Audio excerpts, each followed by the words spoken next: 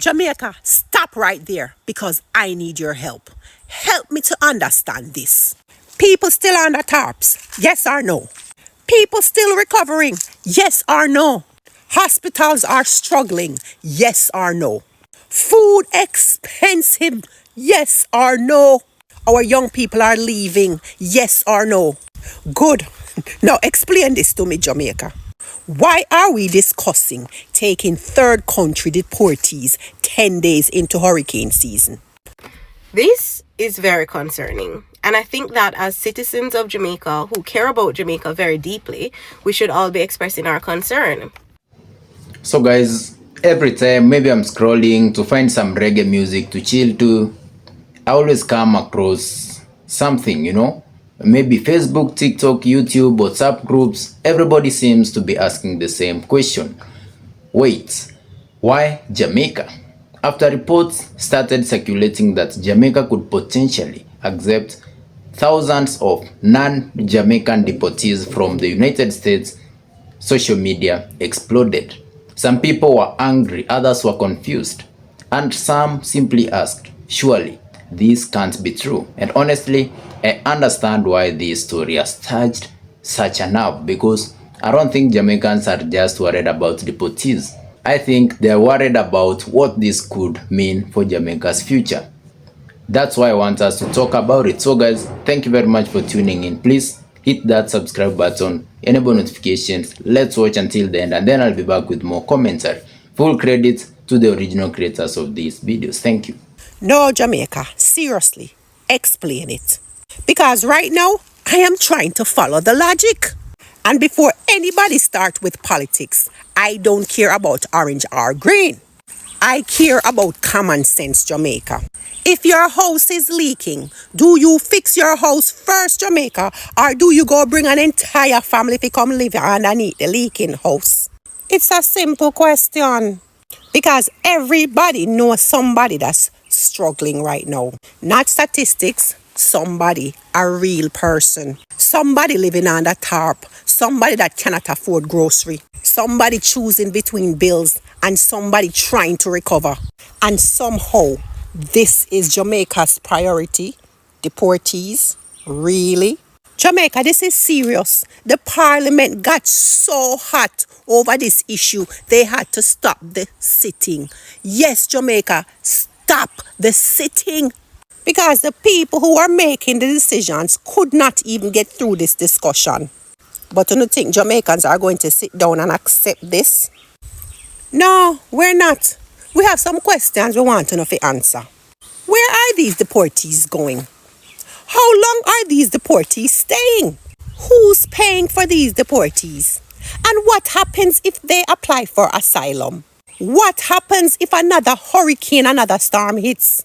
What happens if the hospitals get overwhelmed? Jamaica, what happens when the plan goes wrong? Because everybody knows that the plan them never go right in a Jamaica. Every day they go wrong. Now here is the real issue. People are talking about the deportees. But me, the fifth element, I'm talking about Jamaicans. Because every time I look around, I see Jamaicans being told to wait. Wait for recovery. Wait for housing. Wait for opportunities. Wait for better health care. Wait your turn. Wait, wait, wait, wait. So now, Jamaica want to know, when I feel we turn? When is our turn? When exactly is our turn? That is the question. When is Jamaica's turn? Because from where Jamaicans are sitting, it looks like everybody else get priority except the people that are living here. And if that statement make you uncomfortable, good. Sit with it, because that's exactly why Jamaicans are upset.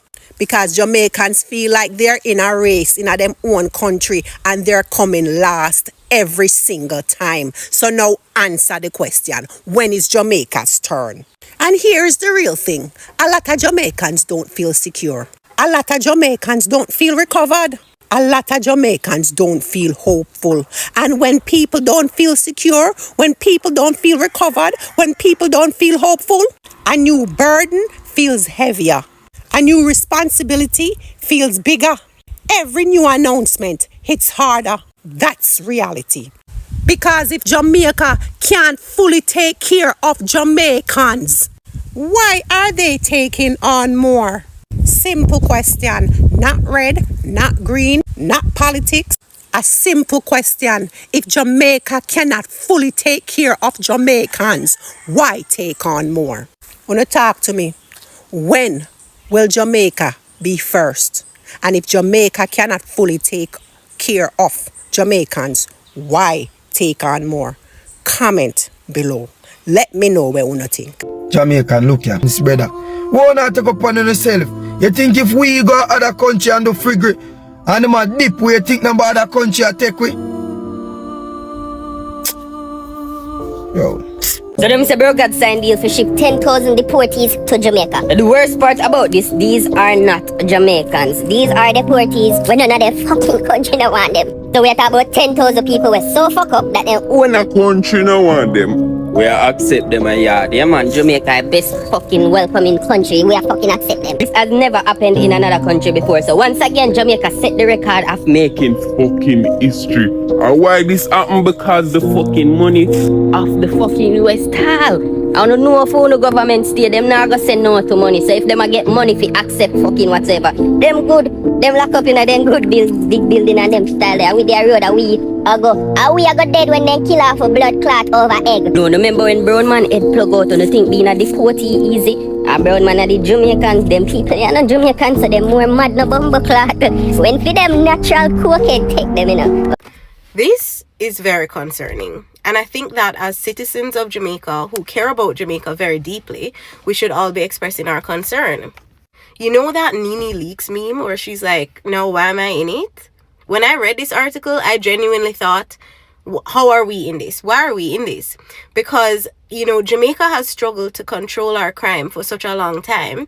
What we definitely don't need is deportees who have nothing to do with Jamaica coming here. Now, it might very well be that these are undocumented immigrants with no prior infractions, and no, that's one thing. But I think it's a slippery slope, and I kind of hate a slippery slope argument, but I think in this case, with our levels of crime, it's really worth concern.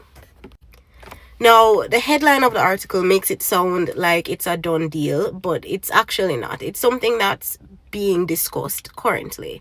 And so I think that as citizens, we should all raise our voices and let the government know that we have concerns. That's it. Thanks for coming to my TED Talk, friends. And go read the article. Stay educated, guys. The USA is not forcing Jamaica to take any deportee. As a matter of fact, it is the Jamaican government who is offering to take the deportees. And what they have agreed to is this whole question of third country nationals that may have to transition to Jamaica. Thirdly, Jamaica is not taking 10,000 deportees. There's no intention to bring 10,000 illegals into the United States. So according to Dr. Oris Chang, every 2 weeks, 25 Caribbean deportees will come from America to Jamaica. Said 25 non-nationals will be transported from the United States every 2 weeks, with the opportunity of filing to go back to their home country. Before they stay there to appeal for asylum, they would send them to a third country where they'll be sent on to their home country afterward. The real question is this: what if these deportees do not want to go back to their own country? Apply for asylum under any international regulation, then we'll have to deal with that in the normal route.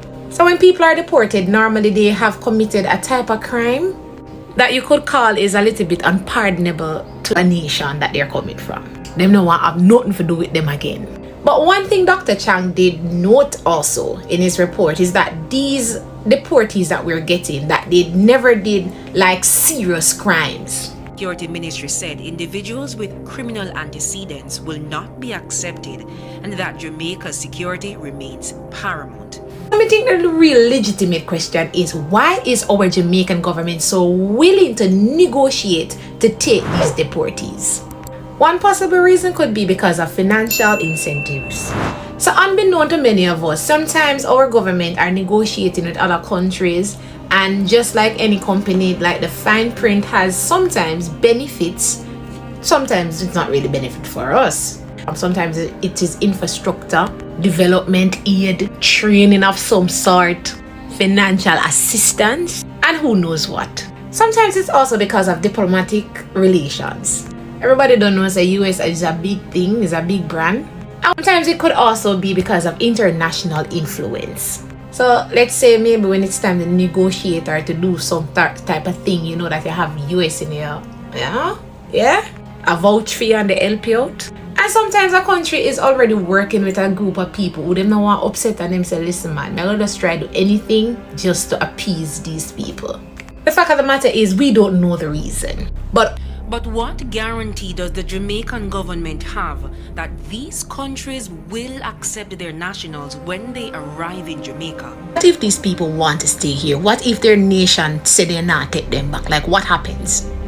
Like, can these people be trusted? Where are they going to live? Where are they going to work? Are they going to come into the mainstream with all of us? But again, Dr. Oristram would tell you that they never really commit any serious crime. My personal take on the matter though is that the Lord said that we should entertain strangers, and I mean, if people have been rehabilitated and they're coming back for a fresh start and you can really see that they're making an effort, I'm like, why not accept them? So that's my view. But what is your view though? And I know some people are going to say that, listen, if the US is not accepting them, why is Jamaica opting to do it? And of course, that is a real question. But at the end of the day, they are our Caribbean brothers and sisters. So why not? Why not us? Like, why not us? Me feel like my own Andrew Onis and Dr. Chang a blood clot apology. Because when I hear about these new deportees coming, I was on the fence about it. But seeing how the people happy with you guys for this, I am now seeing the light. And I say, yes, we need to get rid of these Jamaicans. We need to push them off in the ocean. Yes, we need to get rid of them. We might have to even take them out and give it to the new deportees who are coming. We need to make space. We will accept them. I am the first one will say, it's a fucking good idea. Welcome the new ambassador with Trump pick for Jamaica. She will be a right pick and she will do a beautiful job. Andrew Owen is continue doing exactly what you are doing because you see the people in no sense. And these set of people we claim say them a JLP or PNP or whatsoever it is. Get rid of them off of the island and bring in some new people. I commend you for get rid of them blood clot, lazy blood clot teachers they and lazy nurse and put in new replacement. Replace the entire workforce, Andrew Onis. I am now seeing the light. I am now coming to your reasoning and understanding that the people them do not want better for themselves, that they do not care about it. So why should I care about it? We need more industrious people and more hardworking people and more talent in the blood clot pool. I be a boom drinkers there, Jamaica. I be a lazy blood clot people. Push them off in the ocean, bulldoze them property and build up new places to keep the deportees. We might get some proper bumbleclad Jamaicans when they become citizens. And Jonas, I'm so fucking sorry because I'm just seeing the light that these people do not want nothing and we cannot stay with the current set of Jamaicans that we have because they are fucking idiots. So please, Andrew Onis, please hurry up and send the plane come. Send at least 500,000 new people in Jamaica. Please and thanks. Them are criminal and thief down there. Andrew, please replace them immediately. If you have to go send the police to kill out them bumbleclad, please, Andrew Onis, I am begging you, continue the good work you are doing. Because them people are idiot. Somebody help me make sense out of this. So Jamaica send home the Cuban them where save Jamaicans' lives for years and years. Just to sign a deal for taking deportees from America that have no Jamaican background at all. These are people that cannot return to their original country, and that is not Jamaica. Them no banya, they no mother, no father, no sister, no uncle, no grand aunt, no ancestor that lived in Jamaica. They are total strangers to this country. And you're planning on taking them and host them where? Host them where? But you sent home the Cubans, the people who actually had some benefit to the Jamaican society. I don't understand it. Jamaica could possibly receiving up to 10,000 deportees from the United States. The United States and Jamaica are in talks regarding a controversial draft agreement that could allow the U.S. to send up to 10,000 non-Jamaican deportees. These are third country nationals to the island. The proposal has sparked intense public debate, though Jamaican officials stress that the agreement remains under negotiation and has not yet been finalized. Now, this man right here, their security minister, Dr. Chang, he plays a major role in this. He's the one that's in negotiations with the United States. So it's up to him what they're going to decide to agree on. So under the draft, the U.S. will transfer up to 25 individuals to Jamaica every 2 weeks. Jamaica will retain the right to review flight manifests and accept or reject cases on an individual case-by-case basis. The draft agreement excludes Jamaican nationals, unaccompanied minors, and individuals with serious records. Now, there's been pushback on this, like claims of uncontrolled migration programs. The government insists that technical teams are ensuring strict safeguards are in place to protect national interests before any operations are finalized. So to address the uncontrolled migration, they're telling the people that no, we have safeguards in place. And ultimately, this minister, Dr. Chang, has the final say so. But yeah, let me know what y'all think in the comment section. Welcome back, guys. So before we go any further, let's be honest. Social media has a special gift. It can turn anything into the end of the world.